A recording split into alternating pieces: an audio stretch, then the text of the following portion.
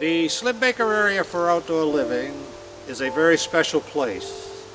It was set aside so that people might enjoy outdoor recreation, nature study, and practical conservation. It is located on 125 mountain acres on Little Round Top in the township of Bristol. It has a rustic lodge with primitive campsites and that welcome both day users as well as overnight users.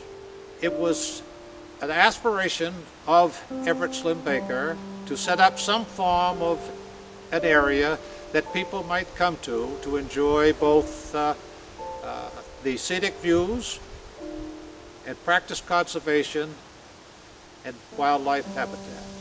During this program, you will be introduced to Everett Slim Baker, a man of many talents and extraordinary character.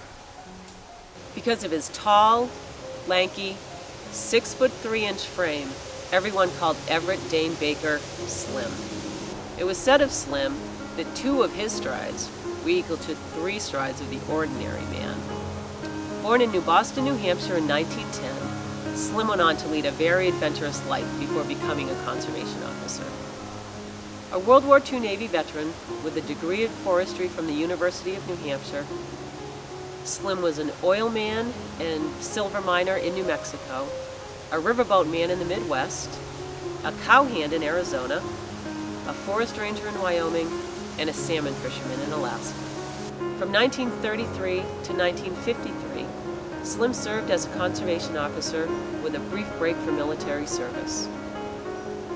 Slim had a deep commitment to the conservation, management, and protection of New Hampshire's natural resources, and he passed on that love of nature to others. As a conservation officer, Slim always dealt with the public in a courteous, dignified, fair, and friendly manner, but he could be firm when firmness was required. Slim's theory of law enforcement was to know the land, know the people, keep the public happy, and keep outlaws guessing. He gave honest people the benefit of the doubt, but showed no mercy to wrongdoers. Slim had a tough job to do, and he did it well. His aim was to help people know the law, not just punish them for breaking it. And Slim, he loved children, and he instilled in them that each living thing in nature has its own place, but is part of a greater whole.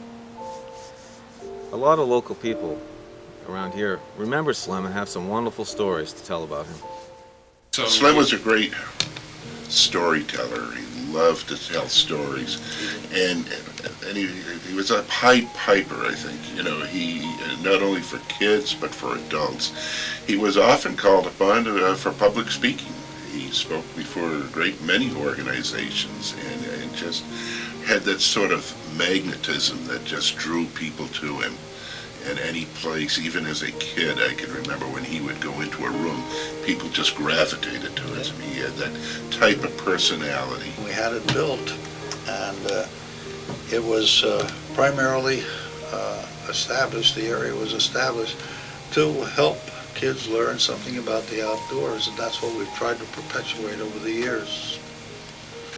To me, he was larger than life. When I see him step out of his car, and he was well over 6 foot. Yeah, I must be 6 foot. And I was about knee-high to a grasshopper. So. I remember the first time when he took me fishing, trout fishing, and of course he knew, being young at the time, I was probably 6, 7, 8 years old, that I would probably, like most kids, get discouraged if I didn't catch anything in a relatively short period of time.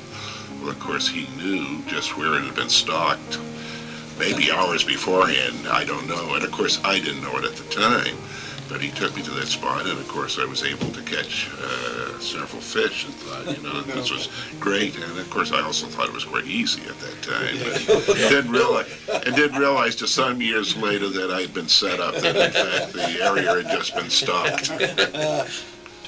But Slim and Lucy would have every year a wild game dinner, and Slim was able to come up with all this game that and Lucy knew how to cook it, and it was a great dinner. We'd have woodchuck, we'd have squirrel, we'd have elk, we'd have moose, we'd have everything you could think of. Slim would be able to pick up parts of over the state.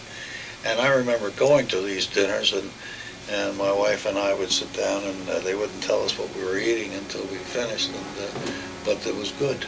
Oh, it was good. She knew how to cook and how to prepare all this stuff. He was the one that really developed my love for the woods, for fishing, for hunting, and for the outdoors. And not only myself, but I know also my father, who had never been a hunter or a fisher person, and so it was young and old.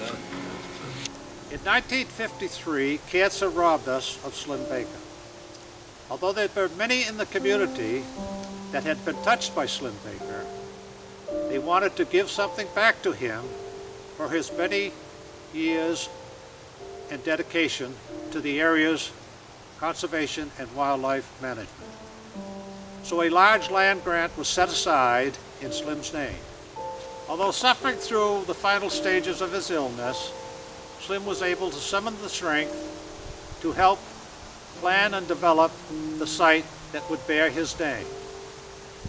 Today, the Slim Baker area for outdoor living is a tribute and monument to a man that spent his entire career and life in the protection of New Hampshire's environment and wildlife management.